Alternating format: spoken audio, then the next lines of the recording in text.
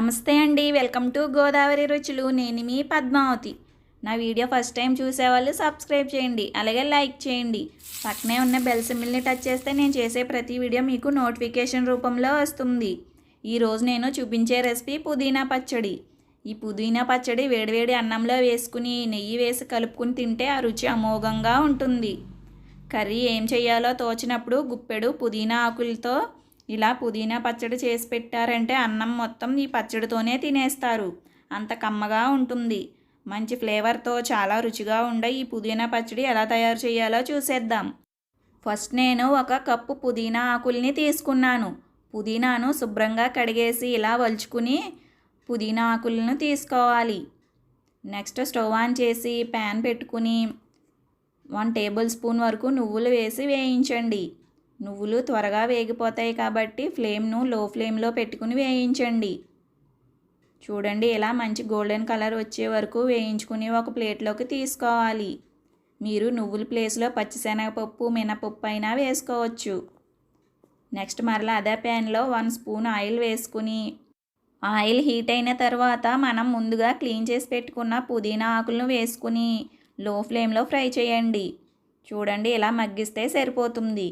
వీటిని ఒక ప్లేట్లోకి తీసేసుకోవాలి. నెక్స్ట్ మరలా అదే ప్యాన్లో 1 స్పూన్ ఆయిల్ వేసుకోవాలి. ఆయిల్ హీట్ అయిన తర్వాత 3 వెల్లుల్లి రెబ్బలు వేస్తున్నాను.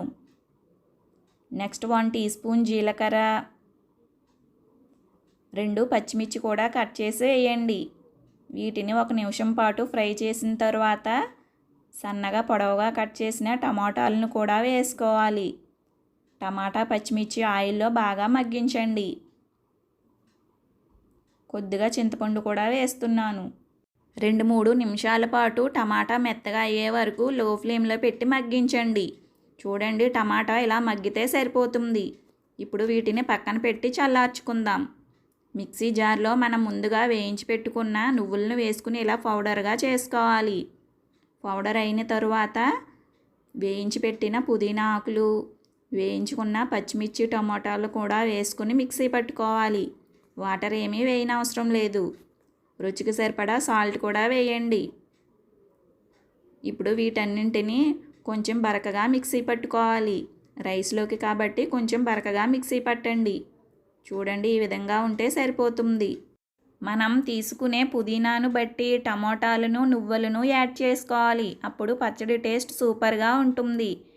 ఇప్పుడు పచ్చడికి పోపు పెట్టుకుందాం. పోపు గిన్నె పెట్టుకుని 2 టేబుల్ స్పూన్ల ఆయిల్ వేసి ఆయిల్ హీట్ అయిన తర్వాత 3 వెల్లుల్లి రెబ్బలు వేసి వెల్లుల్లి రెబ్బలు ఫ్రై అయిన తర్వాత 1 టీ స్పూన్ మినపప్పులు, 1 టీ స్పూన్ జీలకర్ర, 1 టీ స్పూన్ ఆవాలు వేసి వేయించండి.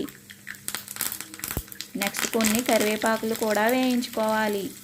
2 ఎండుమిర్చి కూడా వేసి పోపు మంచిగా వేయించుకుందాం. పోపు ఎంత బాగా వేగితే పచ్చడి టేస్ట్ అనేది అంత బాగుంటుంది. ఇలా వేయించిన పోపును పచ్చడిలో వేసేసుకుందాం. ఇలా ఒకసారి మిక్స్ చేసేసుకుంటే ఎంతో రుచిగా ఉండే పుదీనా పచ్చడి రెడీ అయిపోయింది.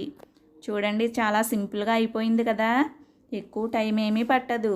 ఈ పచ్చడి రైస్లోకి, ఇడ్లీల్లోకి, దోశల్లోకి కూడా చాలా సూపర్గా ఉంటుంది. ఒకసారి ట్రై చేసి చూడండి. నా వీడియో కనుక మీకు నచ్చినట్లయితే లైక్ చేయండి. మీ ఫ్రెండ్స్కి, రిలేటివ్స్కి షేర్ చేయండి. టేస్టీ అండ్ సింపుల్ రెసిపీస్ కోసం మన ఛానల్ని సబ్స్క్రైబ్ చేయండి. Thanks for watching.